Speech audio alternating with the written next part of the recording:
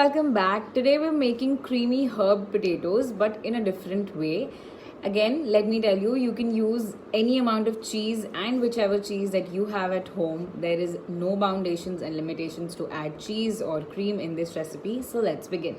So you'll need 6 to 7 baby potatoes boiled with skin, half green capsicum, half red bell pepper, 10 to 12 cloves of garlic properly minced, some basil leaves. If not, you can use any herbs, half a cup of cream or malai, you can use both, cheese how much ever you want, chili flakes, some salt and pepper, and the main ingredient smoked paprika. If not, you can use red chili powder also.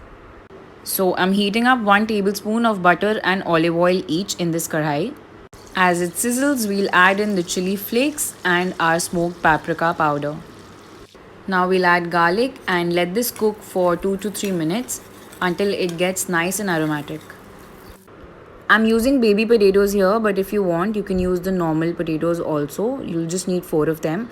And please let the skin be on because there's no harm. Just wash it very nicely and boil it with some salt.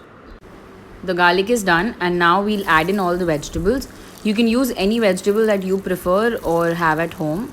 We'll just toss this in the butter and olive oil with paprika for about 3 to 4 minutes.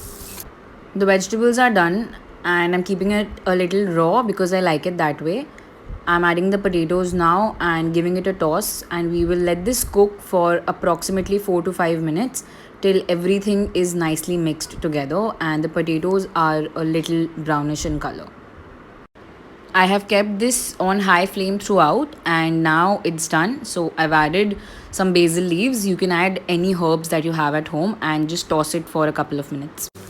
As the vegetables are done, I'm adding half a cup of cream and I will let this boil for about 1 minute and then add cheese.